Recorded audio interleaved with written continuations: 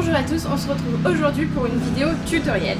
Aujourd'hui, je vais vous montrer comment on place le cardio-fréquence-mètre et comment on prend le cardiaque de son cheval au repos ou après la course. Donc, premièrement, vérifiez que votre montre est bien chargée.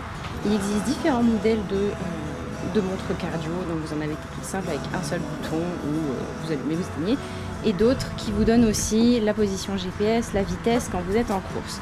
Après, il suffit de vous munir de votre poignée, donc celle-ci c'est une Polar, et on vérifie bien évidemment que la poignée et la montre se coordonnent. Ce que j'ai fait au préalable, c'est de doucher mon cheval pour pouvoir vous montrer plus efficacement. Il faut éviter, dis donc, qu'est-ce que tu fais, toi? Je sais, tu vas.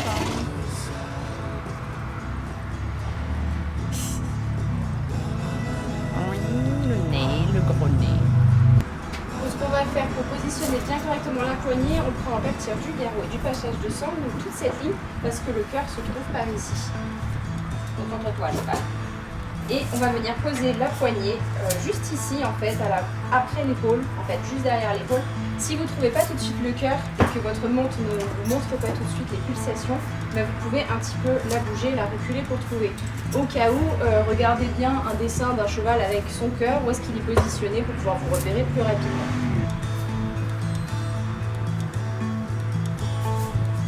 Là, mon cardio repère bien les battements du cœur, le petit cœur là en noir. D'ici les 15 secondes, il aura trouvé les pulsations.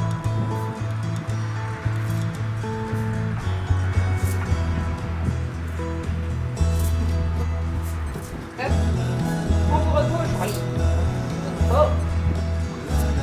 Si vous êtes en course et que votre cheval met du temps à récupérer, ça va pas être très efficace d'avoir la poignée tout le temps à côté et de marcher avec lui pendant que vous mouillez.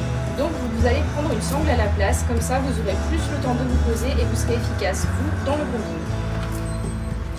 Donc j'ai avec moi la sangle, donc en fait c'est exactement la même que la poignée, c'est juste qu'on a enlevé la poignée du dessus pour ne garder que le capteur, qui a été relié à une sangle, comme vous connaissez, une sangle de couverture.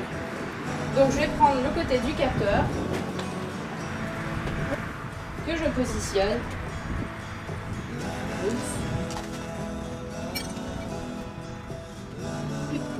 Là, je vais venir encore la régler. Donc, pensez à la régler avant en fait de partir en compétition, sinon vous allez être dans le caca.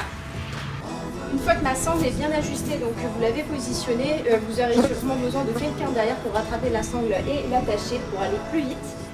La sangle, le capteur, pardon, doit bien toucher la peau du cheval. Et c'est parti, on relance. Là, il va bien trouver le cœur. Ça bat normalement. Pareil, dans les 15 secondes, je devrais pouvoir avoir le cœur. On va pas dire, t'as un cœur ou t'as pas de cœur? En fait, Rafale est complètement sec, donc ça ne peut pas marcher.